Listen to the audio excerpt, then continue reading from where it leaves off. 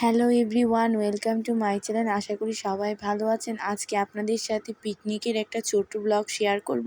তো ভালো লাগলে অবশ্যই লাইক করবেন আর আমার চ্যানেলটাকে সাবস্ক্রাইব করবেন। তো এখানে হচ্ছে পিকনিকের রান্নার জন্য যা যা আয়োজন লাগবে রান্নার জন্য সেগুলো এখানে রেখেছে। তো ডাল এদিকে ছিটছে। তো আমাদের পিকনিকে ডাল, তারপর ডিমের তরকারি, তারপর হচ্ছে আলু ভাজি, শুটকির ভর্তা, এগুলো রান্না করা হবে। তো এখন হচ্ছে ডালটা রান্নার জন্য রেডি হয়ে গেছে, ডাল রান্না করা শেষ হয়ে গেছে। তো এদিকে ডিম সিদ্ধ করে রেখেছে, এখন হচ্ছে ডালটা সম্বাস দিচ্ছে।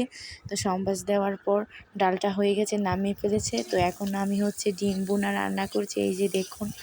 তো এখানে হচ্ছে কড়াইয়ের মধ্যে পেঁয়াজগুলো দিয়ে দিয়েছি, তারপর আদা দিয়ে দিয়েছি, তারপর একে একে সবগুলো মশলা দিয়ে এখন সুন্দর করে রান্না করছি। মশলাটা সুন্দর করে কষিয়ে নিচ্ছি। তো কষিয়ে নেওয়ার পর তার মধ্যে জল দিয়ে দিলাম। তো জল দেওয়ার পর ডিমগুলো দিয়ে দিলাম। তো ডিমগুলো দেওয়ার পর অনেকক্ষণ ভালো করে রান্না করার পর এখন আমার ডিম ভুনাটা হয়ে গেছে। এখন আমি জিরা দিয়ে দিলাম, জিরা দিয়ে ভালো করে রান্না করার পর দেখুন কত সুন্দর হয়েছে ডিম ভুনাটা, খেতেও খুব ভালো লেগেছে।